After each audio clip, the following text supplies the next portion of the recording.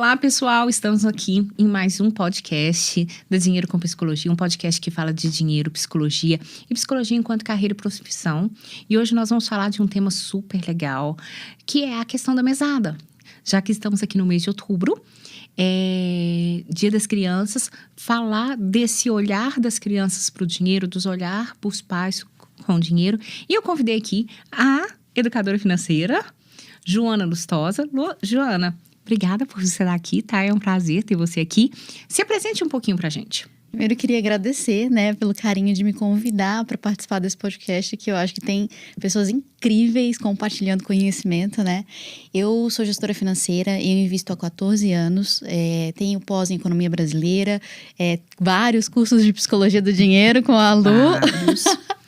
E eu sou consultora de investimentos, então eu ajudo as pessoas a investirem, e planejadora financeira. Então, eu ajudo as pessoas a organizarem suas finanças de um modo geral, tá bom? Então, hoje nós vamos falar de um tema polêmico ou não polêmico, que é a questão da mesada. E aí nós vamos começar aqui esse bate-papo te perguntando, Joana, você é a favor ou não da mesada? Depende. A mesada, ela tem que ser bem feita. Eu já vi alguns casos de pais fazerem a mesada e dar um dinheiro extra toda vez que o filho fala que já gastou todo o dinheiro da mesada. Uhum. Então, isso pode ser o oposto de educativo. Agora, uma mesada bem feita, bem administrada, com os valores que faz sentido para a criança, para a idade, pode auxiliar muito na construção de uma relação saudável com o dinheiro para aquela criança. Então, é bacana quando você fala isso, porque você já começa me norteando aqui, que eu preciso falar o que é a mesada, né, gente? E o que é a mesada? A mesada é um dos instrumentos de educação financeira. Porque tem outras ferramentas que você pode usar. Uma ida no supermercado pode ser uma forma de educação financeira, brinquedos, jogos, pode ser uma forma de educação financeira, cursos, de mesada, de cursos de educação financeira, curso do que é dinheiro, livros, nós temos, que eu tô lembrando aqui, um livro de mesada que é top das galáxias, mas eu tô lembrando aqui, vou deixar ele no descritivo. Mesada, então, é um dos instrumentos para educação financeira, que pode ser usado de uma forma bacana e de uma forma não bacana. E aí, vocês já entram, eu sou super a favor, tá? Eu sou super a favor, eu sou daquelas que tive mesada e deu certo. Então, aquilo que dá certo pra gente, a gente tende a acreditar que vai dar certo aí, Mas pode ser uma crença. Mas eu sempre falo, Joana, que a encrenca da mesada são os pais. Eu acredito nisso E eu sou mesmo. pai, tá? Eu sou mãe. E você faz parte do grupo, Eu faço parte, eu sei, é difícil, sabe? A encrenca, e aí eu vou te contar enquanto mãe aí, Eu faço parte disso, eu sei. A encrenca são os pais. Por quê, Lu? Enquanto mãe, porque a mesada, ela também tem uma função de dar limite. E mãe, pai, dar limite para um filho, Joana, é um exercício diário, sabe? Então, eu converso muito com as meninas. Então, quando a gente vai para um shopping, eu explico para que a gente está indo para o shopping. E isso, gente, é extremamente importante. Você vai sair de casa, você precisa explicar para o seu filho o que você vai fazer. Então, às vezes a gente ia comprar presente para coleguinha. Isso que você falou eu achei incrível, desculpa te interromper. Pode falar. Mas eu acredito que a maior ferramenta da educação financeira para as crianças é falar sobre dinheiro, é conversar sobre as situações em que o dinheiro tem impacto na vida e o que está acontecendo ali, Não. E a comunicação, a comunicação é a chave de todas as portas. Então, às vezes eu ia no shopping com a Luísa, a Lívia era muito novinha, eu ia no shopping com a Luísa e falava, olha, nós vamos lá comprar o presente do seu coleguinha. E aí entrava na loja de brinquedo. E tem aquele mundo de coisas que você não teve. E que você fala assim, nossa, eu gostaria de dar isso para os meus filhos porque eu não tive. E é feito para encher os olhos, Sim. É um negócio que é feito para todo mundo desejar. Até os adultos desejam para as crianças, então... E aí, a Luísa entrou, foi lá, escolheu o presente pra criança lá e tal. Eu não vou comprar nada pra minha filha? Nada.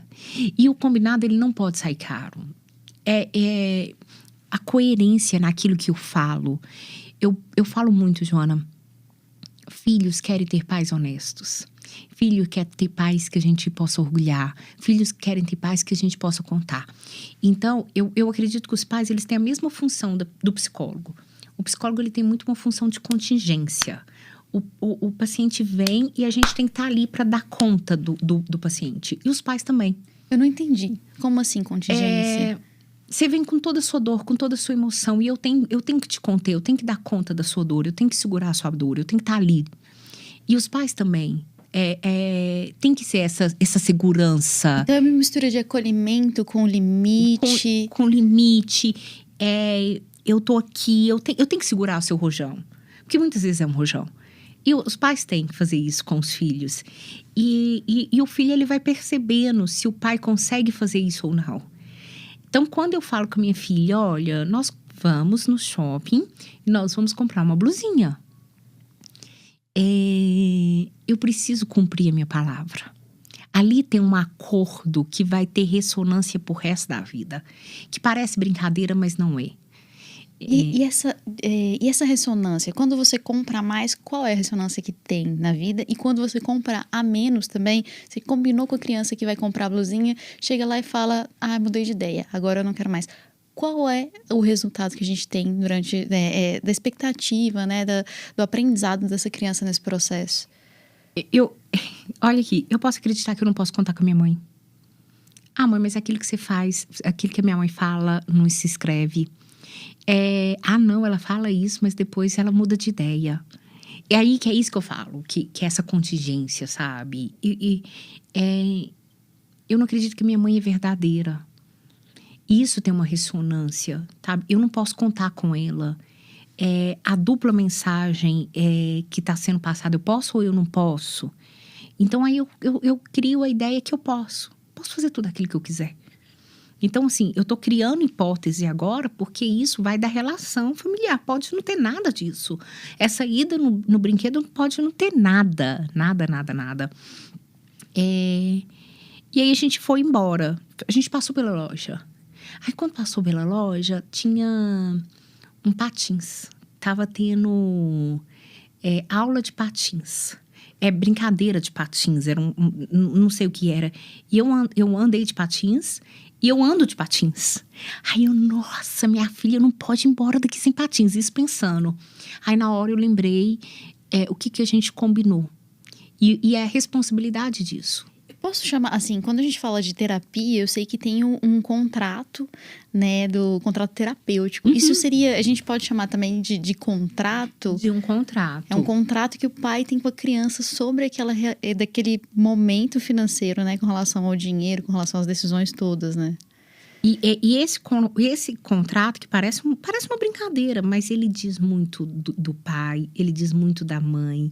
E a criança sabe? Aí você vai virar pra mim e falar, Luciana, mas precisa ser rígido? Não precisa ser rígido, mas nós precisamos tomar cuidado com isso. Então não promete, então não conversa, deixa aberto.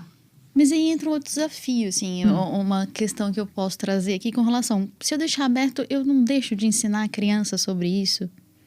E aí, você não tem um déficit por um outro lado? Olha, vou ser bem sincera que eu não sei te responder. Porque eu, Luciano, prefiro... E eu falo com meus clientes isso. Eu prefiro pagar por ensinar. Eu prefiro pagar para ensinar. Então, eu prefiro bancar as minhas decisões do que arcar com o prejuízo de não bancar, tá? E aí, são decisões mínimas. Mas que me conta quem eu sou.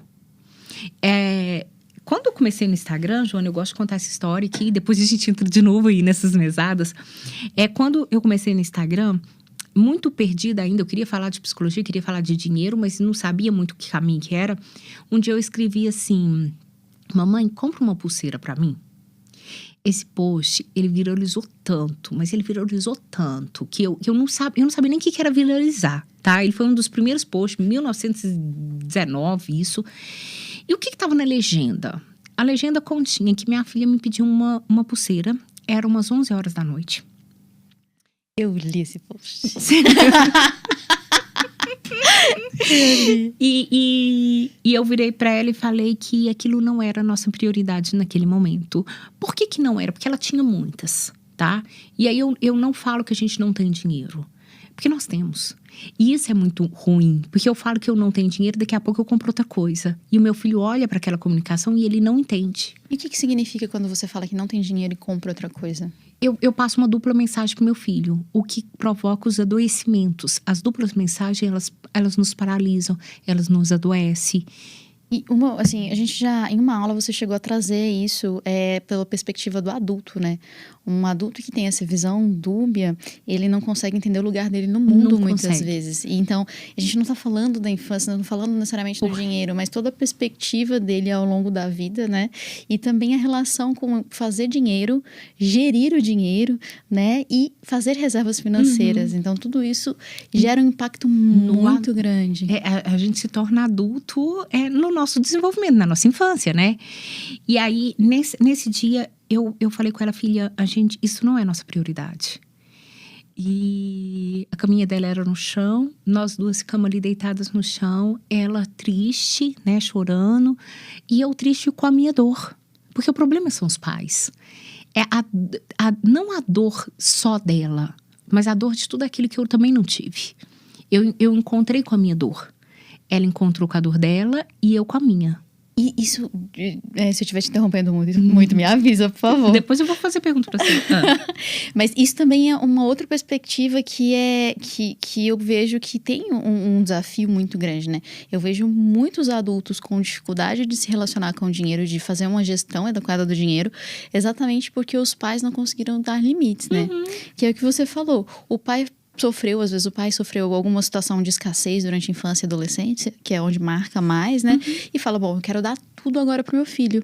E quando o filho, ele entra nessa situação, ele perde todo tipo de referência financeira, né? A gente tá falando de dinheiro aqui, mas eu imagino que seja referências de vários aspectos. E isso gera uma dificuldade, inclusive, de aceitação da realidade em alguns casos, né?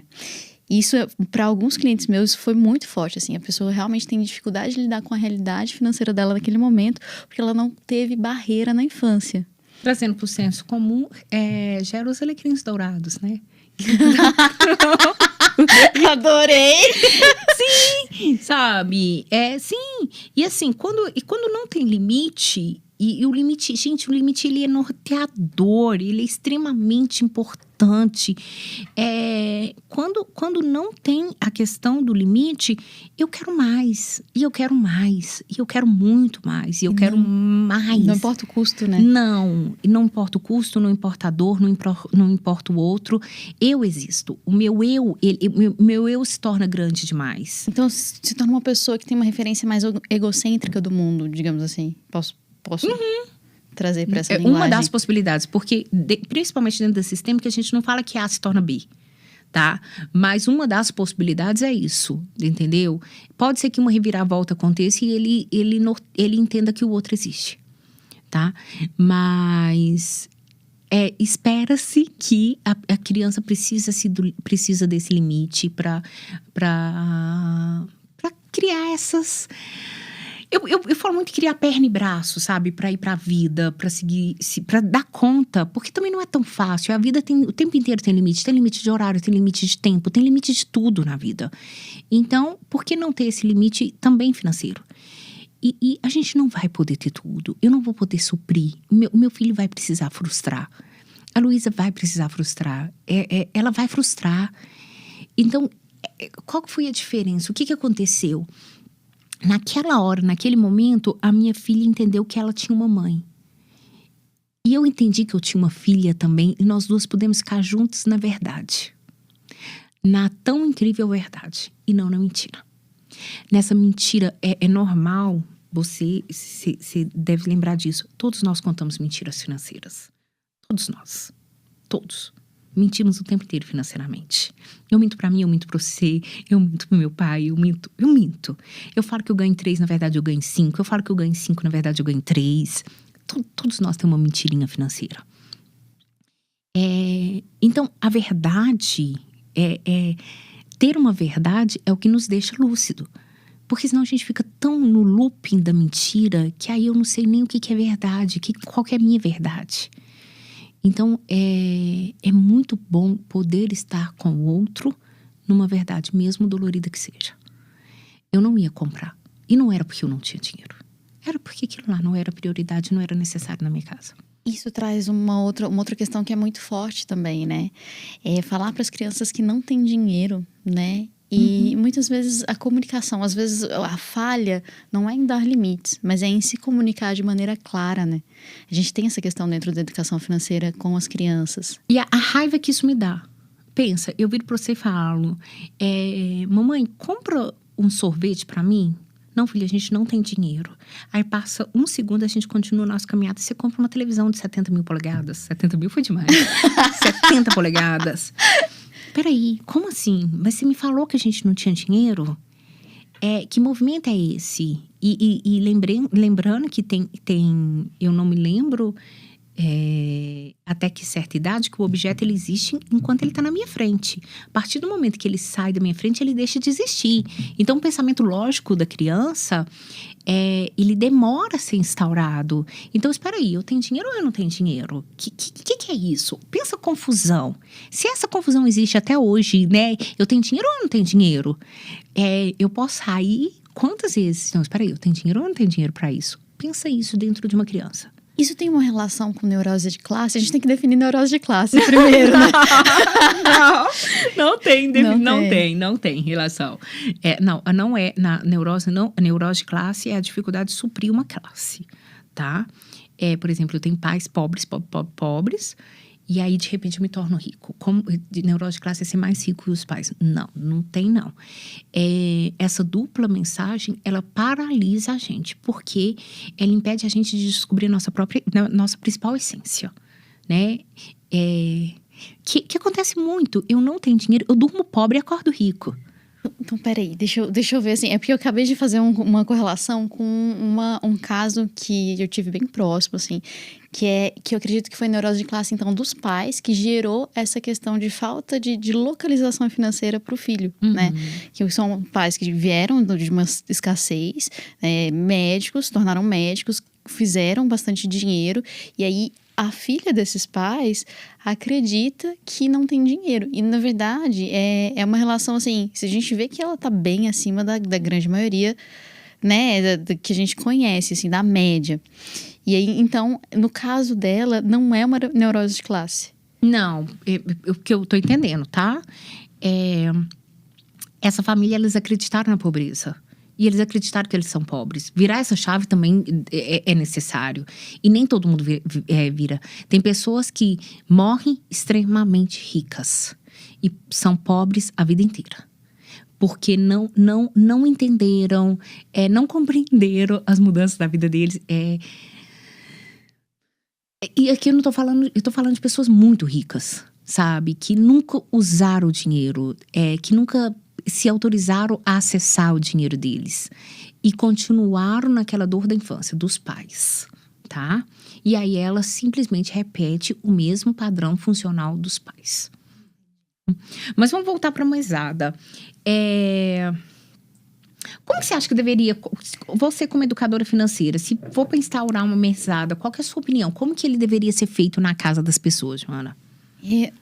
A primeira coisa é definir. Eu acho que definir data para isso, né? Para a criança, ela vai gerar expectativa para aquilo. A gente tem que cumprir essa data, né? Porque ela precisa se organizar também de acordo com esse prazo. E aí, assim, eu acredito que a mesada não é interessante. Eu acredito que a semanada faz mais sentido. Até para adulto, eu organizo gastos pensando em semanas para que eles consigam absorver melhor essa questão de quanto que eles realmente podem gastar e quanto que eles vão investir, todas essas relações financeiras. Então, eu acredito que tem que ser uma coisa que seja uma semanada, que tenha uma relação com os gastos que a criança faz, né? Eu já vi Eu já vi algumas teorias de que a cada idade você vai aumentando R$ 1 e tal, mas eu acho que faz muito mais sentido você entender a realidade daquela criança, o que ela gasta quando ela sai com os coleguinhas, e você pegar essa referência para fazer as caixinhas, que nem a gente faz quando adulto, né? A gente faz as caixinhas quando adulto, o que eu vou gastar, o que eu vou investir isso para curto, médio e longo prazo, né? Tem a caixinha de doação também, que é super importante. Vou apresentar as caixinhas. Ai, essas são as das meninas, tá? Essas são só para explicar aqui, as minhas filhas têm 3 e 4 anos e elas têm 6 e 4 anos e elas têm mesada desde que a Luísa tinha 4 anos. Então, a primeira também entrou na da mesada, tá? Desde os 2 anos, a gente começou com a mesada. E aí, alguns educadores financeiros falam assim, mas a criança vai entender que o dinheiro vem do nada? E eu vou te falar o meu entendimento, tá? Ela já entende que o dinheiro vem do nada, porque o dinheiro já chega para ela de alguma forma, né? Criança não produz dinheiro, então ela já entende, o dinheiro já chega na casa dela. Ela quer ir pro parque, o dinheiro já tá chegando. Então, eu gosto da mesada porque é um instrumento de educação financeira. O dinheiro vai chegar. Não vai faltar comida para minha filha, não vai faltar o parque, não vai faltar o sorvete, né? Não vai faltar. Então, eu já acredito que o dinheiro já chega. Tem até uma pergunta com relação à idade, mas eu não sei se eu tô interrompendo muito. Tô com medo de estar interrompendo muito. É porque a gente sabe que até uma certa idade, a criança ela não consegue entender valores de notas. Ela entende quantidade, né? Então, quantidade de moedas, quantidade de notas. Como lidar com esse desafio da criança que ainda não entende o valor daquela nota específica, daquela moeda? Só lembrando que ela não entende valor, mas ela já sente. E a gente lida com dinheiro através das nossas emoções, tá? Então, é importantíssimo. A criança ter acesso ao dinheiro. Eu acho, eu não sei se eu fui não, clara. Não, só para as pessoas que eu vou te responder aqui agora. Tá bom. É esperado que a gente dê a mesada quando a criança começa a somar. Saber somar. Mas eu acredito que o dinheiro está dentro da emoção. Então, elas pegam as notas e realmente elas não sabem que as minhas não têm a menor noção. O que é uma nota de 10, o que é uma nota de 20. Gente, é uma confiança cega. É uma confiança cega. Elas não têm a menor noção do que está sendo dado para elas. Às vezes eu falo, nossa, agora é uma nota. Nós vamos passear no parque e tem que levar 2 notas. Então, o trabalho é nessa quantidade. Elas não têm noção. Pode ser uma nota de 100, pode ser uma nota de R$2, que não faz diferença nenhuma para elas, tá? Isso, assim, da minha experiência, tá? Elas não têm noção. É esperado quando a criança já sabe somar e que ela já entende de dinheiro. A nossa intenção na minha casa é trabalhar as emoções. Primeiro porque eu sou casada com um administrador e eu sou psicóloga do dinheiro. Então, o dinheiro é o assunto da minha casa. A gente já acorda com o vai taurino. Sabe? A gente já acorda. Eu acho que tem que explicar pra quem escuta. Isso é de Instagram. A gente já acorda ouvindo como que tá. Então, a gente conversa sobre isso o tempo inteiro. Então, esse é um assunto da minha casa. Então, do que ela... Pra gente é interessante que a minha filha entenda do que é o meu trabalho. Do que eu tô falando? O que eu tô fazendo? Então, eu trabalho com as emoções dela e, principalmente, permitir o acesso delas. Elas sabem. Elas sabem o que é dinheiro. A Luísa já conversa. Essa semana, as coleguinhas já estiveram lá em casa. Seu pai é rico? Me ajuda. Que idade tem as suas filhas? 4. A Luísa tem 6 e a Lívia tem 4. E a Luísa perguntou, seu pai é rico? E, gente, essa pergunta todo mundo faz. É rico, é pobre?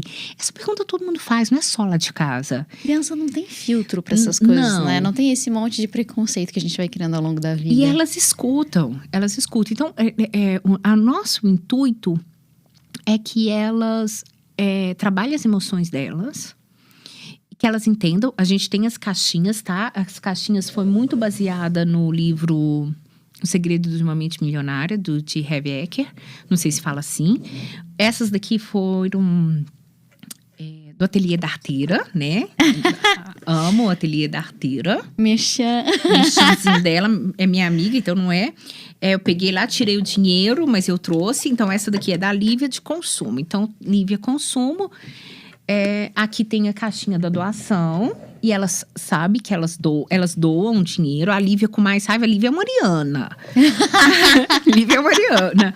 A caixinha da diversão, que não sei se tá dando pra ver, eu espero que esteja. E a caixinha da liberdade. É claro que essa caixinha já foi de um jeito, aí vai destruindo e vai colocando outras. Então, é sempre a Mônica do Arteira que faz pra mim. Elas nunca mexeram na caixinha da liberdade. Nunca mexeram. O que a gente faz? A gente pega o dinheiro e deposita. No caso, eu deposito numa previdência, tá? Delas. Então, o objetivo é renda passiva mesmo. O objetivo é a aposentadoria. Aposentadoria. E isso combina muito com uma linguagem minha, porque eu falo muito da velhinha que eu vou ser um dia. Todo mundo no meu Instagram já ouviu. Gente, hoje eu guardei dinheiro pra velhinha que eu vou ser um dia. E aí... Posso falar uma coisa? Pode. Gente, guardem dinheiro pros velhinhos que vocês serão, independente da idade que você tem hoje. Começa agora, é melhor do que depois. Acredite em mim. Independente da idade, tá? Quando a gente faz cálculo de aposentadoria, a gente vê como a inflação e o tempo geram impacto no resultado financeiro desse investimento especificamente. De todos, mas esse é mais forte. Então guardem, invistam para a aposentadoria de vocês. E é muito legal, porque aqui, olha, elas têm 6 e 4 anos, mas elas perguntaram à minha mãe: vovó, você guardou dinheiro pra você ser velhinha? Nossa. E aí a minha mãe, porque minha mãe tem mania de ser a pobre, né? E aí ela falou, não guardei. Aí lá vai eu, dentro do carro, e eu, filha, a vovó não entendeu a sua pergunta. Ela guardou, tanto é que ela tem 2 aposentadorias, a vovó tá super bem, hoje ela vive da aposentadoria delas. Ela trabalhou a vida inteira e guardou o dinheirinho, aí a minha mãe ficou meio que sem graça e foi concordando, porque é o hábito de dizer que não tem dinheiro. Aí minha mãe foi lá e entendeu, ela guardou o dinheiro pra velhinha dela, não dessa forma, né, de guardar aqui dentro dessa caixinha, mas a minha mãe hoje tem a liberdade dela, ela é aposentada e vive com aposentadoria normal, bem, graças a Deus. Ela é até bancária, né, ela era bancária. Né? E aí eu fui falando, a vovó arrasou, porque as pessoas nem reconhecem que ela... Gente, você arrasou, minha mãe aposentou 48 anos, né? Muito nova. Minha mãe arrasou, sabe? Então, às vezes a gente não tem a noção do que a gente fez de bom pra gente, ou não é permitido falar que é bom. Então, elas perguntaram à minha mãe, que minha mãe... Aí foi muito bom, legal que foi a Luísa que perguntou, e a Lívia falou assim, claro que não, ela já é velhinha, como se minha mãe fosse sempre velhinha, sabe? Vovó, porque você já é velhinha, né? Então, não teve essa construção do tempo. E eu falo muito da velhinha que eu vou ser um dia, né? Então, elas entendem que o dinheiro é da velhinha. Nunca mexeram no dinheiro da velhinha.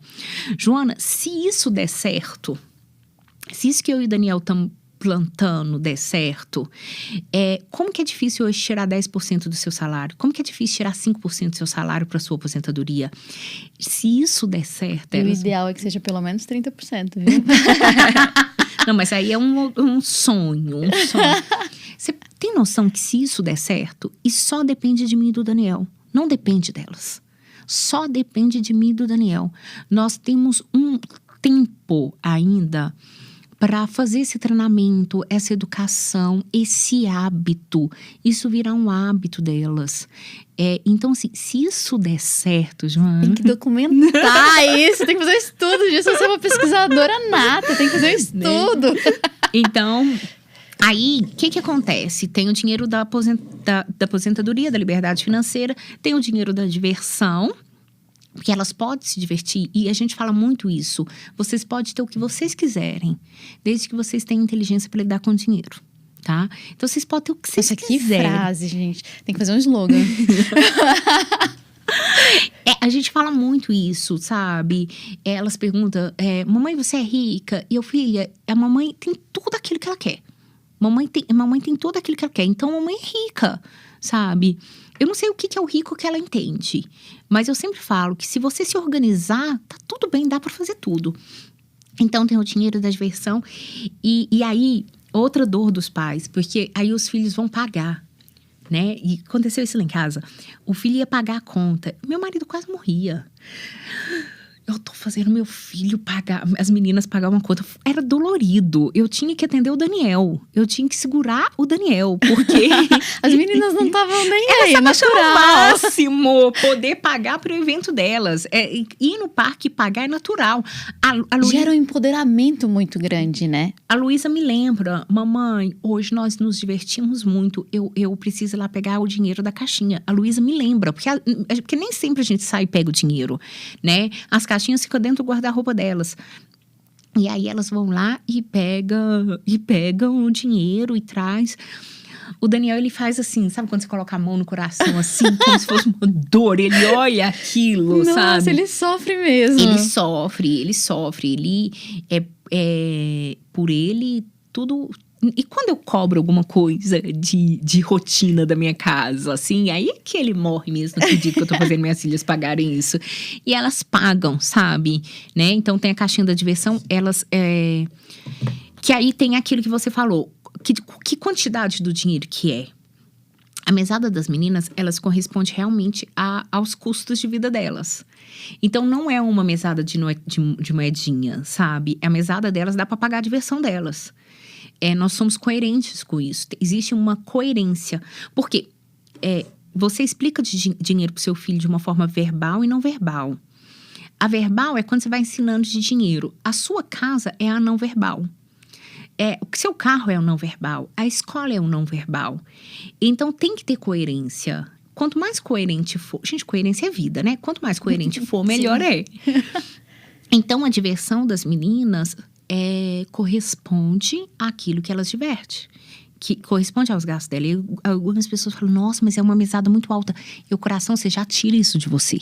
O que você vai fazer é parar de tirar e dar autonomia para eles gastarem. Não é uma autonomia. Eles não gastam, porque eles vão onde que a gente deixa ir. Nós guiamos eles. É uma autonomia guiada. É uma autonomia guiada. E eu acho interessante falar isso da autonomia, porque eu acho muito importante as crianças terem essa autonomia, criança e adolescente, para poder errar também, né?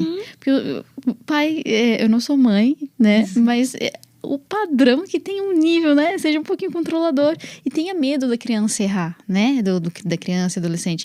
E assim, uma percepção que eu tenho nos meus atendimentos é que quando a criança tem essa mesada e erra, faz besteira mesmo, gasta de um jeito, fica frustrado porque não gastou com o que queria, gastou com uma outra coisa, sabe? Viajou na maionese, né? Não se organizou. Ela aprende. E aí, na vida adulta, ela não repete esse padrão de comportamento. Sempre quando eu dou uma aula de mesada, eu falo de mesada, e é um tema que eu amo muito, e eu sou super fã da educação financeira na infância, acho que começa lá mesmo. Alguns pais falam pra mim, nossa, eu vou fazer. Aí começa, né? Aquele tanto de mensagem, direct, pode mandar direct, gente, @dinheiro com psicologia. Eu respondo, lustosa.joana, com Joana dois com 2 N's. Joana também responde. Também. E aí, uma mãe uma vez me mandou, Luciana, minha filha não quer mais comer McDonald's. Porque antes, ela ia lá e comprava o McDonald's. Então, toda sexta-feira tinha que ir no McDonald's. E agora, você vai no McDonald's com seu dinheiro, que é o dinheiro da caixinha do consumo. Então, tira a diversão e o dinheiro do consumo. Seu consumo tá aqui. Você pode gastar à vontade, ele tá aqui. Mas aí, quando é o meu dinheiro, a Lívia é muito ariana, ela é desse jeito. A dor é diferente, né? A dor do pagamento, né? Já a Dan Ariely fala isso no livro Psicologia do Dinheiro. A dor do pagamento é diferente. E aí ela começou a administrar diferente o dinheiro e até economizar. Eu falo, gente, a mesada faz vocês economizarem, sabe? Se você for coerente, né? E a doação, né? Pode fazer uma pergunta. Se a pessoa não for coerente, por exemplo, qual é o resultado de uma pessoa que dá uma mesada ou muito pequena, que não é coerente com os gastos da criança, ou muito grande? Qual é o resultado que a gente tem disso, assim? Eu sei que é um direcionamento de resultado, que a gente nunca tem um resultado definitivo quando a gente fala de psicologia. Não, vamos pensar. Dessa pessoa, às vezes, até ter raiva do dinheiro, porque eu tenho uma casa rica, eu sou rico, eu tô vendo a minha geladeira, eu tô vendo a minha casa, eu tô vendo meu carro, eu tô vendo a minha escola. E E eu mesmo não tenho dinheiro para minhas coisas. A dor que é isso, sabe? Isso pode gerar raiva e... A raiva inclusive do dinheiro, tá? E muitas pessoas têm raiva do dinheiro e mandam o dinheiro embora, porque o dinheiro é a causa de todos os males do mundo e tal. E aí eu acabo mandando coisa embora. Depois eu acabo entrando nas compensações. Eu nunca tive, agora eu preciso me compensar. Agora eu vou ter, e agora eu não posso dizer não pra mim, né? E aqui a gente tá falando de uma forma... Nossa, eu já vi isso bastante nos meus atendimentos. A gente tá falando de uma forma muito genérica, tá? Porque na psicologia A não é igual a B, tá? A e B não é B, tá? Então, não é igual a C, tudo pode ser mudado aí dentro da casa de cada um, tá? Então, por exemplo, o excesso é entender que eu não tenho limite, que as pessoas têm que bancar minha vida mesmo, sabe? E aí eu não trabalho, o meu dinheiro do meu salário, ele não dá, eu tenho que acabar pedindo, e eu posso levar isso a um endividamento. Isso entra também, assim, não sei se isso faz sentido, tá? Uma pergunta. Isso pode entrar pra questão da codependência também, de certa forma, né? A pessoa sente a necessidade de ser ajudada por alguém e alguma pessoa, né? Alguém vai achar que ele não é capaz e ajuda o tempo todo. Então vira uma simbiose ali, que a gente já falou aqui em outros podcasts, mas vira uma simbiose que não é saudável de forma alguma, né? Não. Você falou do facilitador e do dependente, né? Então, quando o meu dinheiro não dá, eu vou pedindo pra você, e a gente acaba virando um facilitador e um dependente. Então, lembrando que quando existe num sistema é família, tá? Quando existe numa família um facilitador e um dependente, isso é uma dor muito grande, Joana. Quando tem, por exemplo, um irmão que a mãe dá tudo, faz tudo, entrega tudo, isso machuca todo o sistema. Todo o sistema. Então, isso não é saudável. Machuca os irmãos, machuca o pai, machuca todo mundo do sistema, sabe? É ruim, dói você ver sua mãe entregando tantas coisas para um irmão e tão pouco para você. Eu brinco que não ser o filho escolhido é a melhor coisa que você pode ter na vida, porque o filho escolhido, ele é muito dependente. Só que até a gente entender isso, que, nossa, foi bom para mim não ser o filho escolhido, é muita terapia. Isso pode gerar um sentimento, né, da relação de amor e dinheiro, né? E aí, assim, a pessoa que dá dinheiro, se a minha mãe dá mais dinheiro pro meu irmão, pode ser, né? Eu posso entender que ela ama mais meu irmão do que a mim. Mais ele. E até a outra pessoa, a minha mãe, ou eu enquanto mãe, posso me perder até do que é outras necessidades. Das outras... Necessidade de afeto, carinho, amor, ser visto. Outras necessidades, que não só dinheiro. Eu posso entender que ali a relação é só de dinheiro.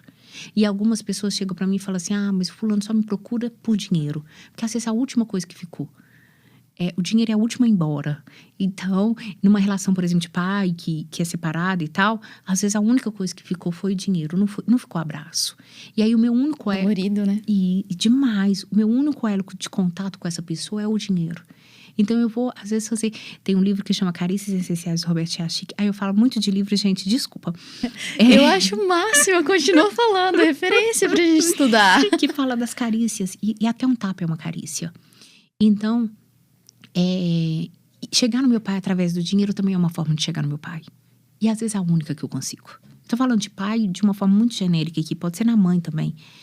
Então, que é a moeda, a moeda, o amor se torna o dinheiro dentro de uma família. Eu pergunto isso muito, qual que é a moeda de troca no seu sistema? Sabe, às vezes o amor tá nesse dinheiro. E, assim, né, tem algumas situações, eu já percebi, isso é uma leitura minha, né, não sei se eu tô 100% certa nisso, mas algumas situações, algumas pessoas se endividam para gerar essa dependência, para se sentir amado pelos pais, né?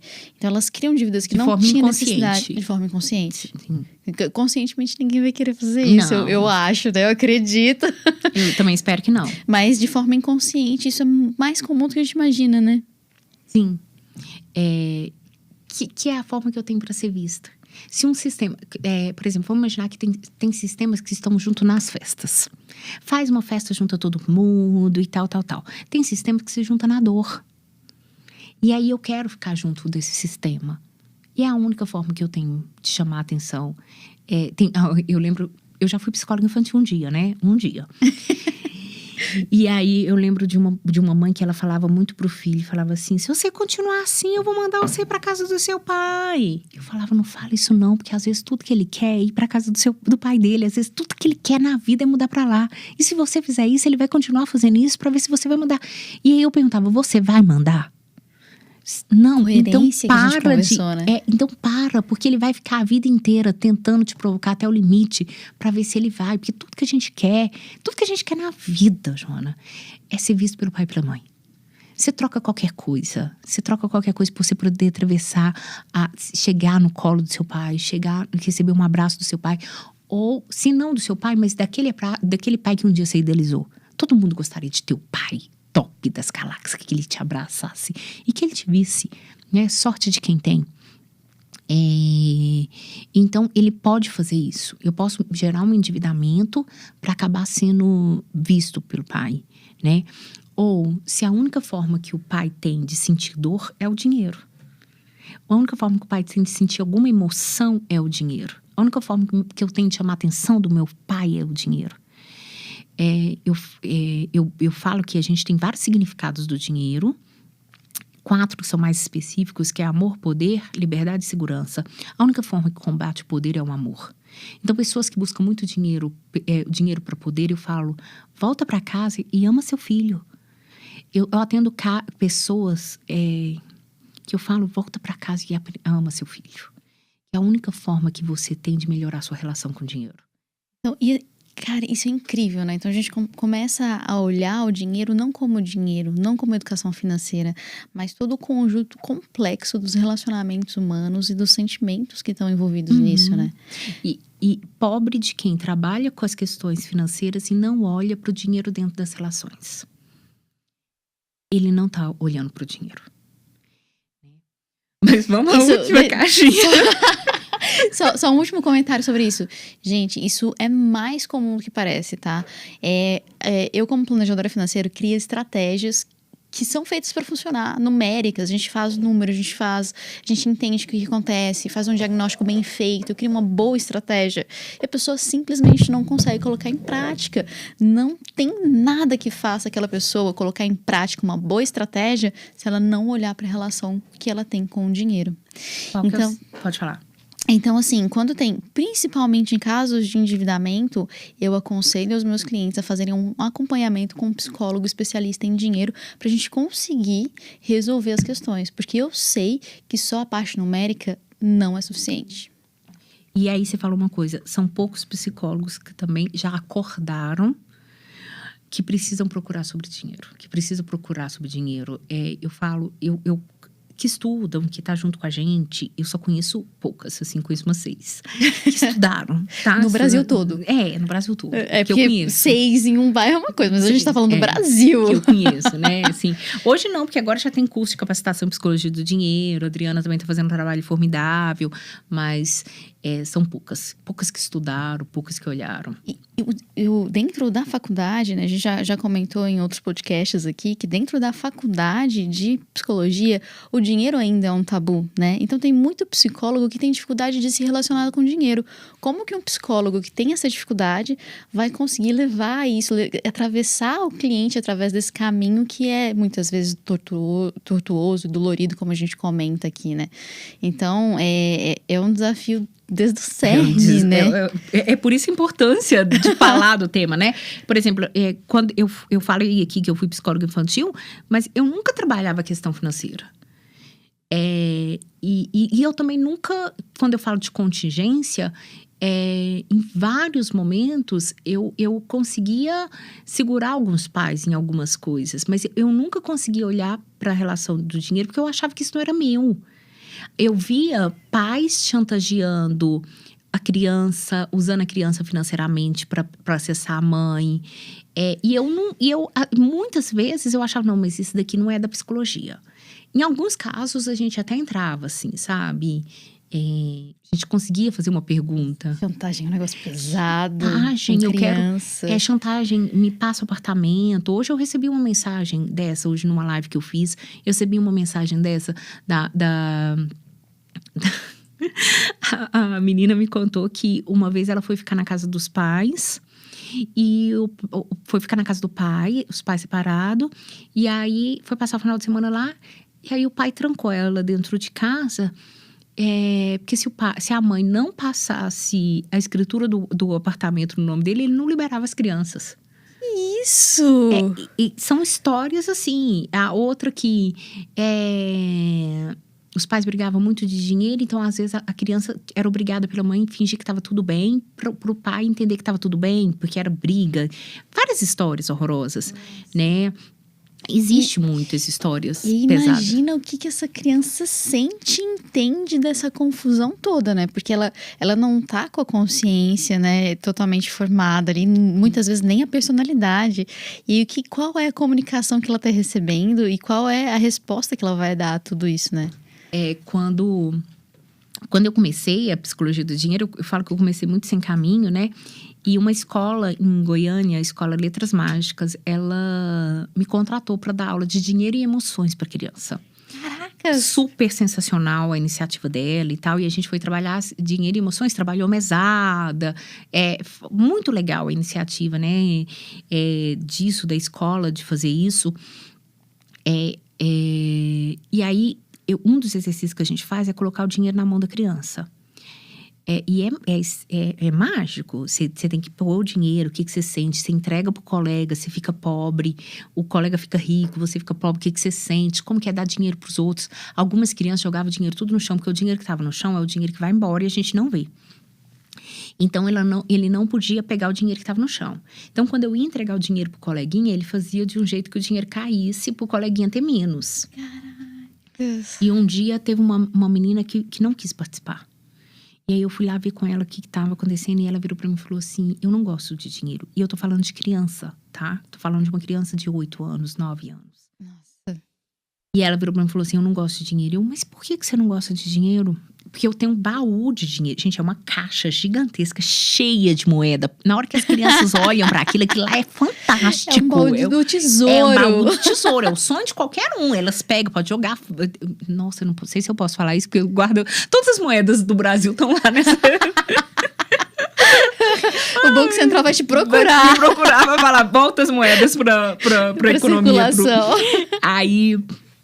E aí, essa criança falou que ela não gostava de dinheiro porque o pai e a mãe dela brigavam muito por conta de dinheiro. Nossa. Todos os dias que minha mãe me traz aqui no carro, meu pai me busca pra me trazer pra escola, pra levar pra escola, eles estão brigando por conta de dinheiro.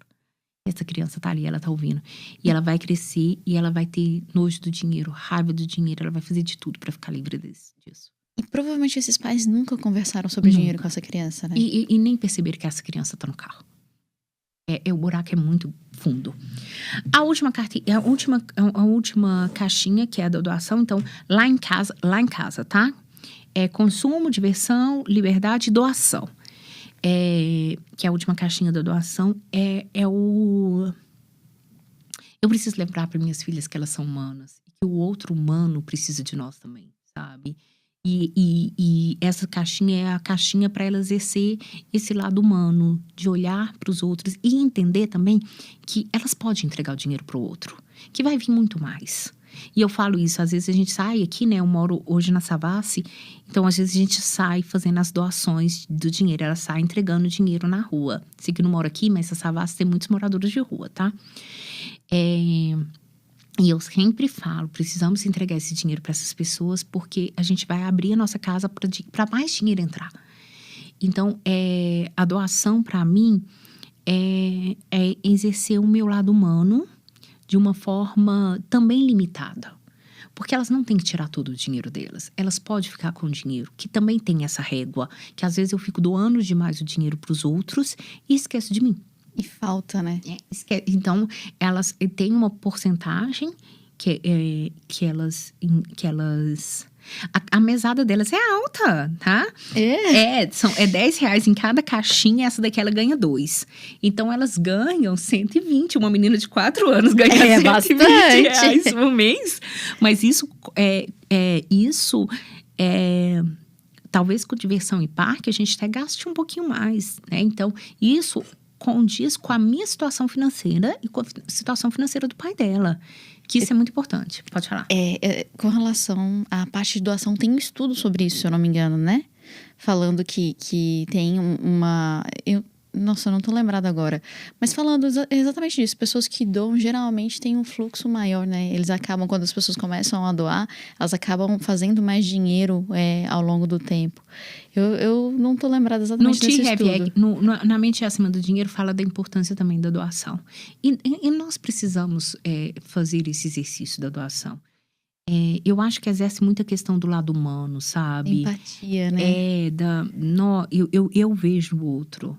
E entender também que a situação delas é uma situação privilegiada. E que tá tudo bem ser privilegiado também, tá? Tá tudo bem, tá tudo normal. Os pais dela trabalharam para isso. E assim, uma coisa importante também é a criança entender a situação de vida. Porque existe uma comparação da situação financeira das famílias, né? Entre as crianças. E aí é importante a criança se situar também naquela situação financeira dela. Como que é feito isso? Como que você dialoga com seus filhos sobre essa relação? Então, isso vem de forma... essa comparação e esse entendimento é feito de forma até invisível. Porque eu vou na sua casa, eu vejo sua casa. Eu sei, eu não sou boba, ninguém é bobo. Né? A gente olha para a sua situação, a gente vê seu carro. Então, isso, o tempo inteirinho a gente está vivendo isso, né, Joana? Então, quando a gente tem um caminho aberto para conversar sobre dinheiro, eu permito que a minha filha... tire as dúvidas dela a partir das necessidades dela. Por exemplo, as minhas filhas nunca fizeram uma comparação. Minto. Uma vez a minha filha falou que... Mamãe, a fulana ganha muitos presentes do pai dela. E lá em casa não existe muitos presentes. Né? Para mim... menos é mais, não existe. Eu tenho as minhas questões, né? Mas o pai dela é até mais mão aberta do que eu, mas tem o necessário. Elas não têm falta de nada, sabe? Nada.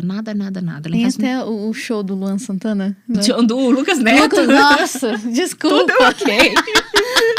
Show do Lucas Neto, que é caríssimo, por sinal, quando vai... Tá, gente? A gente aceita doação aqui do Lucas Neto, por causa desse merchan. Ama o Lucas Neto, elas amam o Lucas Neto, né?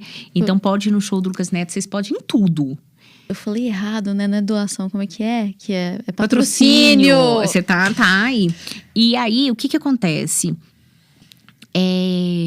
Esses mesmos pais... Passou um tempo e eles pediram dinheiro pra gente emprestado, porque isso acontece muito, né? Assim, as pessoas que criticam, às vezes, a nossa organização financeira, porque somos organizados financeiramente, eles sabem que a gente tem uma organização e tem dinheiro. É quase uma condição sine qua non. E aí, eles pediram. E aí, eu fui lá e falei com ela. Filha, deixa eu te contar uma coisa que aconteceu. Você falou isso... eu entendo a sua dor. Eu sei que tem pessoas que têm mais brinquedos mesmo... Mas nem tudo assim, olha, eles vieram pedir, tipo assim, a gente fala, vieram pedir um dinheiro, eu não falei quantidade, como que é, por quê? Porque nem sempre eles dão conta de pagar aquilo que eles estão pagando, então, veio da necessidade. Então, por exemplo, diferença, a Luísa nunca veio falar, a casa da fulana é mais bonitinha que a minha, ou a casa do Beltrano é mais rico do que o meu, mas tem esse espaço aberto lá em casa por um dia para ela falar. Sabe? Tem esse espaço. Elas podem falar. Porque vai ter. E nós vamos ter que ser a contingência de suportar o tranco, de falar. Porque às vezes a casa do fulano é melhor mesmo. Minha filha estuda numa escola coerente com o nosso salário, que eu falo isso muito, coerência é vida. Mas que tem pessoas muito mais ricas do que a gente. Extremamente mais ricas que a gente. Então, quando elas forem na casa dessas colegas, vão ser diferentes. Sempre tem pros dois extremos, né? Não tem pra escorrer. E então, elas vão numa casa aqui, eu tô falando de Belo Horizonte, elas vão numa casa no Mangabeiras ali, certeza, do filho do juiz, sei lá, do filho do médico, do filho de não sei quem, e a gente tá aqui num apartamento na Savassi, que também tem uma coerência com o que a gente ganha. Mas vai ter o espaço, elas vão poder voltar lá em casa e vai poder falar tranquilamente, e a gente vai falar tranquilamente.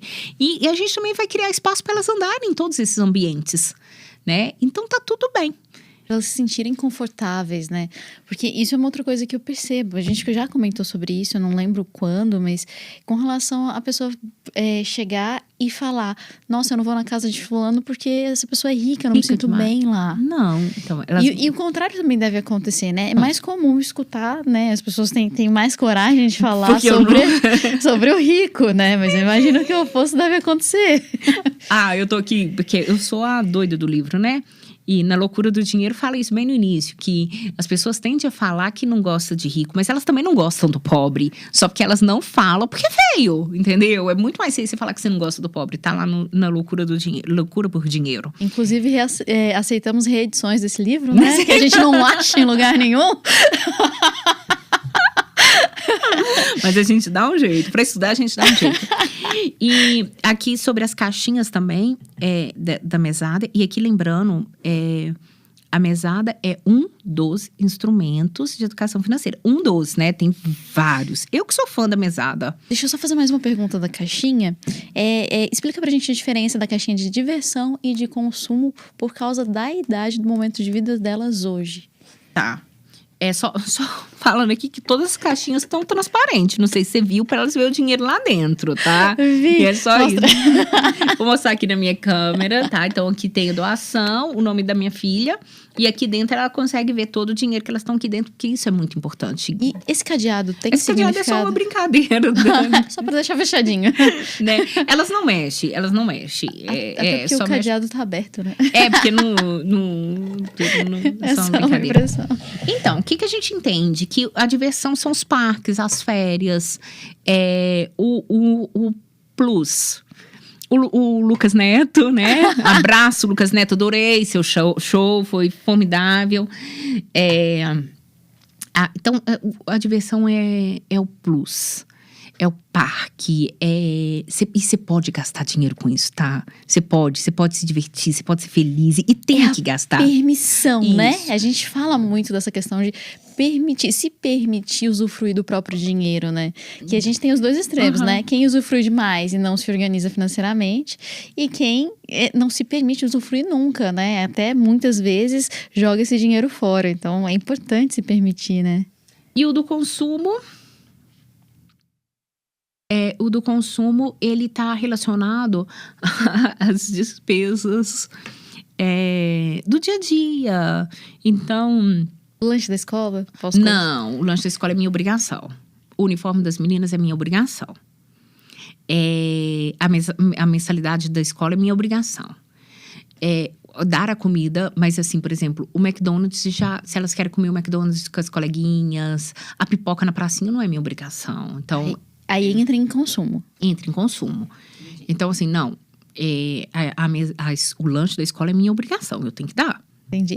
Realmente para adulto, para criança, essa relação é muito diferente, né? Então, assim, não, isso daqui é comigo. O consumo, por exemplo, eu moro ao lado de um supermercado. E tem um picolézinho pequenininho de chocolate. Então, você quer comprar? Tem problema não. Você pode ir lá e pode comprar. Você pode ir lá comprar. Você tem seu dinheiro, você vai lá e compra. E as duas negociam. Quem vai pagar agora, quem não vai. É super legal. A minha filha gosta de batata, daquelas batatas. Não pode ser de saquinho, tem que ser da latinha. Sei. Não pode ter, tem que ser daquelas. E às vezes eu falo, essa daqui é barata, essa daqui eu pago. E ela, não, eu quero dar outra. E eu, então, você pode pagar com o seu dinheiro, você fica à vontade, pode comprar à vontade. E aí elas conversam, quem é que vai pagar. Às vezes é um dinheiro, 2 dinheiro. Não, mas agora que a gente quer muita batatinha, então quero 5 batatinhas, são 5 dinheiros. E aí elas negociam tudo sobre isso. E aí, só contar um detalhe. Lá em casa é tudo aberto, tá? Tudo na altura delas. As comidas, as frutas, tudo na altura delas, que a gente preza muito pela autonomia. Então, as frutas ficam na parte mais acessível para elas da geladeira. O iogurte também. Então, elas têm acesso a essas coisas. E a gente compra tudo. Tipo assim, mãe, eu quero um tênis, eu vou comprar um tênis, tá? Tudo que é necessário, assim, a gente compra, não tem problema. Minha casa não é uma casa pão dura, mas a gente não é porque eu viajei que eu vou trazer dinheiro, que eu vou ter que trazer presente. Não é assim, não é todos os dias, passei no shopping, vou comprar as coisas. Não, a gente passeia no shopping, não vai comprar nada, e tá tudo bem. E a gente faz isso com maior tranquilidade. A gente foi passear no shopping. O caso do tênis é porque ele já é uma necessidade, né? São necessidades. Aí elas vão. Mas assim, não é só a necessidade. A gente consegue, enquanto pais, entregar um pouco a mais também. Mas... Deixa eu só entender. Esse um pouco a mais, ele seria um presente? São coisas É considerado um presente, então. Tipo assim, normal. Filha, vamos comprar 2 sandálias pra você, 2 tênis pra você, que tá precisando. Normal, da vida, né? Mas elas têm acesso. E eu tenho poucas coisas. Eu não sou a pessoa de iogurte. Eu não sou. Lá em casa, as coisas são... eu não tenho uma coisa que eu gosto. O que eu gosto? Só pra você ter uma noção. Batata frita. Eu gosto muito de batata frita. Mas eu gosto de tomar cappuccino com chantilly e canela. Nossa, eu gosto disso. Eu gosto de tomar cappuccino com chantilly e canela. E é um encontro meu e do meu marido. Fazer esse momento de sentar, tomar um cappuccino. Tem às vezes eu falo, lindo, você pode viajar à vontade, mas você tem que chegar a tempo do nosso café. Porque o café mais ou menos tem um horário lá em casa. E aí eu vou fazer o meu cappuccino. Quando eu pego, cadê o meu chantilly? Não acabou. É a única coisa que eu gosto. É a única coisa. É meu. O resto tudo eu deixo elas experimentar todas as maquiagens, todos os anéis, todos os colares. Elas têm liberdade e autonomia pra vestir as roupas delas, sabe? Aí eu falo com ela, filha, não dá. Mamãe, isso daqui não dá. Isso daqui tá fora da curva. Isso daqui é meu, né? Isso daqui não é negociável. Porque é interessante que os filhos sabem o que é negociável e o que não é negociável, Ju. O que na sua casa é negociável e o que não é? Isso não é só de dinheiro, tá? E aí, elas também compram o chantilly. Ai, que bonitinho! Aí elas também têm, mamãe, eu vou comprar o chantilly, mas com meu dinheiro. Às vezes eu falo com elas, filhas, a mamãe vai comprar o chantilly delas, do café delas. Vocês querem? Aí a Lívia, que é a Ariana, né, já fala, eu tenho que pagar? E eu tenho. Você vai ter que pagar, você vai ter que dividir o chantilly, mamãe, você. Meu marido quase morre, meu marido infarta. Né? Mas eu tô contando pra elas o que é negociável, o que é meu, que você não pode tocar.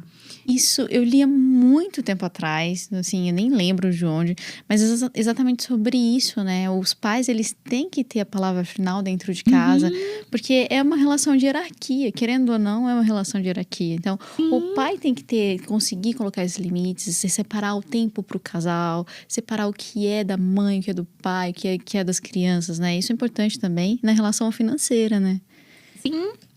Sim, lá em casa, por exemplo, o Daniel não gosta de luz apagada. Porque tem a ver com a história dele.